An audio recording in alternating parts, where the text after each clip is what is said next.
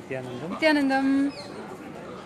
हरिद्वार की दक्ष मंदिर से कल्पतरु कार्यक्रम में आदिनम चलो में आप सबका स्वागत करते हैं। तो आज हम हैं दक्ष मंदिर से लाइव और जानिए कि दक्ष मंदिर की क्या खासियत है, क्या इतिहास है।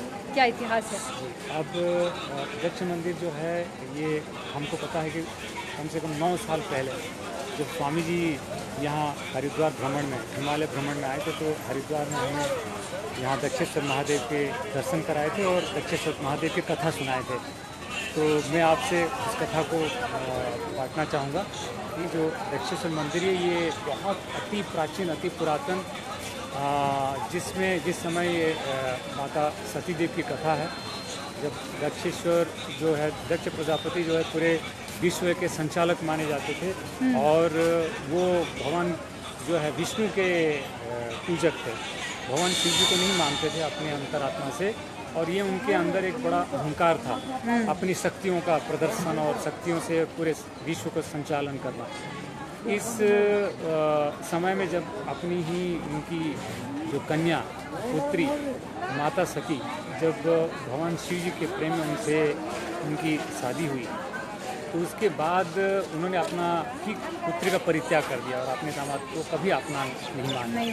इस समय में उन्होंने एक भगवान शिव जी का ही अपमान करने के लिए कुशलतापूर्वक एक यज्ञ का आह्वान किया और उस यज्ञ में उन्होंने भगवान शिव जी को छोड़ करके बाकी सबको आमंत्रित किया।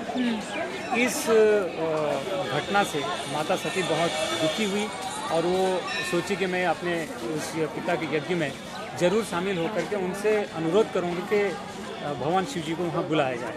पर जब उन्होंने ये निश्चय किया और वो चलने लगे, तो भगवान शिव महादेव उनको रोकने की बहुत कोशिश की कि मत जाएं, पर सती माता ने उनकी ना सुनी और वो यज्ञ कुंड पे वहाँ जो चल रहा था यज्ञ का अनुष्ठान, उसमें हिस्सा लेने के लिए वो चल पड़ी। और वहाँ पहुँचने के बाद अपने पिता जो भयंकर रूप से उन्होंने माता सती देव और अपने ही दामाद का बहुत अपमान किया, और इस अपमान को बर्दाश्त ना कर पाके माता सती ये अपनी कुंडलिनी शक्ति को जागृत कर उस अग्निकुंड में अपने आप को समा लिया और अपने शरीर को उन्होंने त्याग दिया। इससे भगवान शिव महाक्रोध हुए और इस क्रोध से उन्होंने अपने ही स्वरूप जो वीरभद्र को उन्होंने भेजा, और वीरभद्र जी ने उनको यहाँ उनका हनन किया। और यज्ञ कुंड पे जब उनका दक्षेश्वर का जब हनन हुआ, यज्ञ कुंड में ही उनकी गर्दन गिर गई और यज्ञ भंग हो गया। और दक्ष प्रजापति की जीवन चले जाने पर उनकी पत्नी जो है वो काफ़ी रोई और प्रार्थना करी भगवान शिव से। तो भगवान शिव जी ने अपनी दया और करुणा से उनको जो है बकरे का गर्दन दिया, और जब उनको बकरे का गर्दन मिला तो उस समय उनके अंदर की जो अहंकार थी वो मिट चुका था। और आप भी बताएं कि आगे क्या हुआ। तो उसके बाद जो है भगवान शंकर, जैसे आप हमारे पीछे देख रहे हैं, भगवान शंकर जी ने जो है माता सती को अपनी गोद में उठाया हुआ है, और क्रोध के कारण जो है हम सभी जानते हैं कि जिन्होंने तांडव नृत्य जो किया है वो इसी समय पे किया है।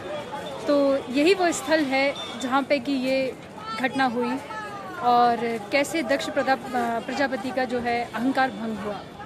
उसी तरह जब हम शिव रूपी गुरु, जब हम अहंकार वश उनकी नहीं सुनते हैं, तो वो हमें सर्वनाश की ओर लेकर जाता है। और आदिनम में जाना या शिष्य बनना, गुरु के प्रति अपना समर्पण भाव, अपने जो सीकर्स जिसको हम कहेंगे मुमुक्षुता है, मुमुक्षुता में जब हम शिष्यत्व को स्वीकार करते हैं और गुरु के सानिध्य में रहते हैं, तो हमारे अंतर की अहंकार भंग होती है और फिर हम जीवन मुक्ति को प्राप्त हो जाते हैं। जी, तो उस प्रकार से हम जो है उस विनाशकारी जो है अंत की तरफ नहीं बढ़ते हैं, और गुरु है जो हमेशा हमारा पथ प्रदर्शक रहता है। तो इसी के साथ हम आज यहाँ का वातावरण और यहाँ का जो दृश्य है आपके तक पहुँचा पा रहे हैं, इसके लिए हमारी अखाड़ा महानिर्वाणी का हम बहुत बहुत धन्यवाद देते हैं जी। और आप सबका भी बहुत धन्यवाद कि आपने हमारी बात सुनी और हमारे कार्यक्रम को आपने हमेशा प्रशंसा किया है, और आगे भी अपना व्यूज़ और कमेंट्स देते रहें। और हमारे आश्रम में आदिनम की जो एप्लीकेशन है उसको ज़रूर भरें, आजीनवासी बने नित्यानंद ध्यानपीठम में। जी, आदिनम चलो। आदिनम चलो www.nityananda.org पे आप हमारे सारे प्रोग्राम, कार्यक्रम, इन चीज़ों के बारे में सूचना आपको मिलेगी। हमारे वेबसाइट के बारे में, स्वामी जी के बारे में, सबके बारे में आपको सूचना मिलेगी। तो आप ज़रूर, आपका स्वागत है और हमारे कार्यक्रम में शामिल होने के लिए बहुत बहुत धन्यवाद। बहुत बहुत धन्यवाद। आप सबसे फिर से मुलाकात होगी। नित्यानंदम।